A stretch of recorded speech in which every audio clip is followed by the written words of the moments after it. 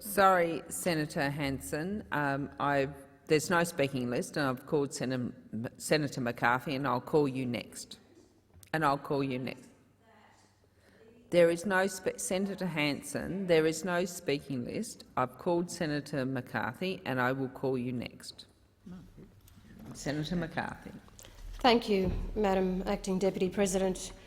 It depends on who you speak to today as to what today means to different people. If you talk to young Australians, in particular, I had an interview with Triple J Hack not long ago. They have a different view of what this day means in terms of the Parliament's efforts to improve the lives of First Nations people. And they ask you pretty heavy questions, and I thought that was important that those questions were asked about where we've come. And the fact that in the Parliament today there was an acceptance of a failure in achieving the targets that we've all stood each year since 2008, whether in the Parliament or in our respective places outside the Parliament, in whatever organisations we work as First Nations people, of wanting to believe that the Parliament of Australia is sincere and genuine in a determined focus to improve the lives for First Nations people, but also to improve the relationships between Indigenous and non-Indigenous Australians. So that's the young people of this country who look at the Parliament today and ask, why have you failed? What are you guys doing? What are you, the Coalition, doing? What are we, Labor, doing? What are the crossbenchers doing? What are the First Nations members of the Parliament doing to improve the lives of First Nations people?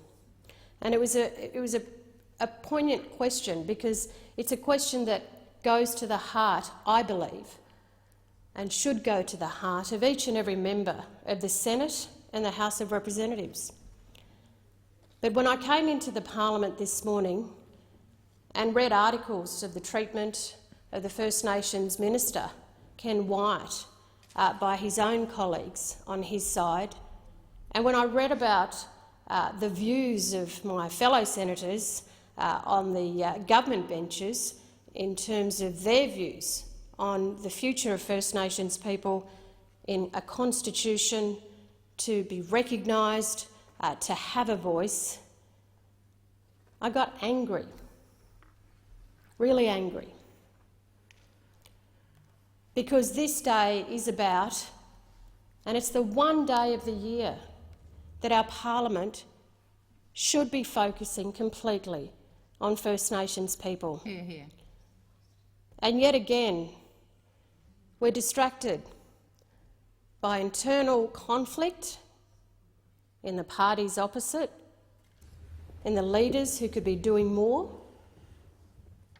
And so when you have the young Australians asking these questions, each and every one of us don't really have an answer adequate enough to justify why we're failing in these targets.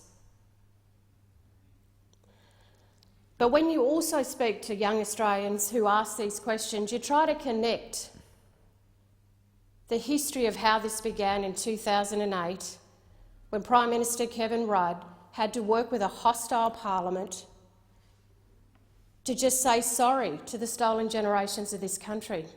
A hostile Parliament where members walked out, refused to acknowledge that this was a significant day with the apology to First Nations people.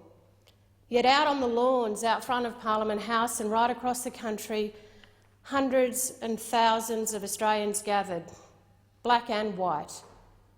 Why? Because they wanted to have hope. Hope in a future that was theirs. Hope in a future that belonged to their children and grandchildren, for all people who call Australia home.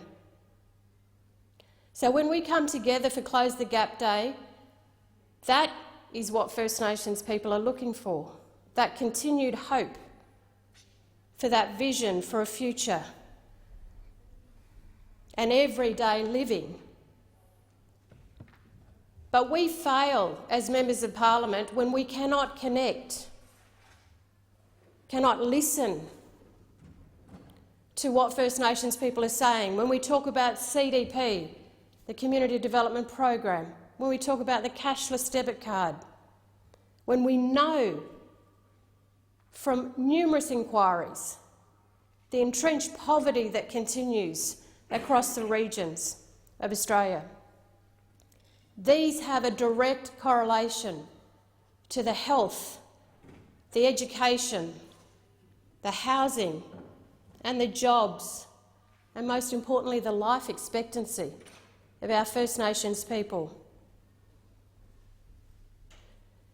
So when young Australians ask what we're doing, I can say, well, I work on inquiries. I worked with Senator Keneally on the stillbirth inquiry. And we went around the country and listened to those families. And we know that with the rate of stillbirth for Indigenous people is far greater, just like most of the other health factors that we talk about in here. And to the credit of Greg Hunt, the Health Minister, he listened to those recommendations and he made a difference by following through.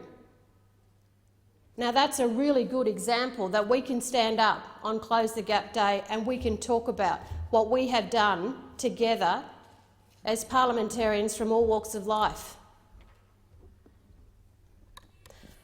But when I listened to the Prime Minister today speak, wanting again to find that hope and that way forward, I looked at the Minister sitting beside him, Ken White, and I thought, I want to believe that when you say, Prime Minister, that you're engaging with First Nations people, I want to believe that that's just not lip service.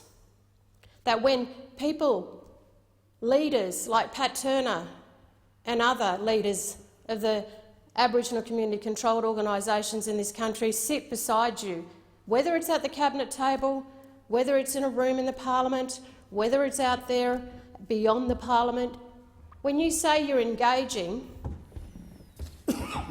then that has to follow through with the policies that you deliver in this parliament. Because I can tell you, those First Nations people who are sitting with you today are going to be the same people who'll turn around tomorrow and really give it to you if you are not genuine in that engagement. You may say you have them at the table now, but if you do not treat them with the respect that must come through both this Senate and in that House in terms of the policies that this Parliament delivers to improve the lives of First Nations people, you will not be calling that an engagement anymore. You will need the Makarrata Commission after that. Let me tell you. And then when I see Ken White sitting there, someone who I have no doubt has the greatest sincerity in wanting to improve the lives for people in this country and improve the understanding between black and white people, I find it really shallow when the people sitting around him are forever in the newspapers at some stage or other, wanting to tear him down, wanting to rubbish him as a minister, wanting to say that he's no good and put him in his place, and then say we don't know anything about a constitution, no one's talked to us about a referendum. Well, hello, senators, we've been talking about it since May 2017. But it isn't about the constitution, isn't it? Is it? It's actually about your relationship with a First Nations man in your cabinet. And I can say, as an Aboriginal woman, and forget what side of politics I may be on, it's disgraceful, the way that you treat him. And if you think holding him out on this day is going to cover the bases for you, let me tell you, First Nations people will see right through that as I am speaking to you right now, as I see it. So there has to be a genuine connection, and I say this to young Australians because they ask these questions of me, and I'm sure they will ask it of many others. To those listeners who join in on Triple J and all the young shows around the country, they deserve to know whether there is hope for the future. Are we as a parliament courageous enough to have that sincere engagement, to open our eyes and our hearts to the fact that when you crush people so much, it means you are keeping them down with those policies that I know Senator Dodson and my colleagues talk about, I know the Greens talk about. We know that they do have a direct correlation to whether they're rising above the entrenched poverty that we see right across the country. I mean, let's talk about jobs. When the ministers get up in here and they say, we've created 1.5 million jobs, I go, oh, that's great. Well, you know what? There's 33,000 people on CDP. Are they any of those 1.5 million? Because if they are, please tell me and I will go trumpet that for you. I will be proud of that for you. But it's not. It's not happening. And then when you talk about the cashless debit card and want to impose it on 23,000 people in the Northern Territory who are already suffering from an intervention that took place under Prime Minister John Howard, with the basics card that people are living on in the Northern Territory. That is not giving people hope. And the Close the Gap Day is what I see it should all be about.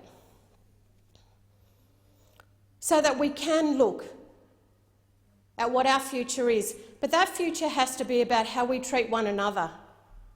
And if I see a First Nations bloke in the cabinet of the coalition government being treated like rubbish, what do you think the people out there think? What do you think the people, especially First Nations people, think? You know, we're not silly. There has to be genuine and sincere engagement, and it also means in the treatment of one another in here. Because if that's how you're treating him, it's no wonder people feel out in these organisations, especially these Aboriginal organisations whose funding was cut under Tony Abbott by $500 million and they've never recovered since then. And these are areas that deal with health, education and our children who keep getting taken away. I get phone calls from people who desperately need help because their child has been taken away by welfare. Aunties, grandmothers who call, wanting to know what they can do. But first you're dealing with the trauma of the fact that they've realised that child has just been taken from them. As recently as the weekend, a grandmother rings me and says, my grandchild's just been taken from her parents and put on a plane and flown to Darwin from a community. What can I do? This is the daily existence of people out there. Senators, you only have to look at January 26th, just a few weeks ago, to see the hundreds of thousands of Australians who marched in various rallies across the country, wanting a better future, a better vision for our country. You know, there might be groups in there that you mightn't agree with, but you've got to step back and be quite impressed by the numbers of people who are just getting out there because they believe in something that we're not doing as a parliament. We're not improving the lives of people, First Nations people, in our jails. There are way too many of them, and that's what a lot of those protests were about, and they'll continue. And too many children being taken away. And tomorrow, on the anniversary of the apology to the stolen generations, we're going to see that again. These groups who are so concerned, as they should be, that there are far greater removals of First Nations kids in this country than there were when Prime Minister Kevin Rudd stood up and apologised on behalf of the stolen generations. That is our collective responsibility as a parliament. So next year, when we come together for Close the Gap, I hope I don't have to keep reminding the parliament of how significant the day is. But I certainly hope we can become a country that's far more understanding of that connection between the policies and the legislation we create in here and the direct impact it has on the lives of First Nations people in this country. Thank you so much, Senator McCarthy. Senator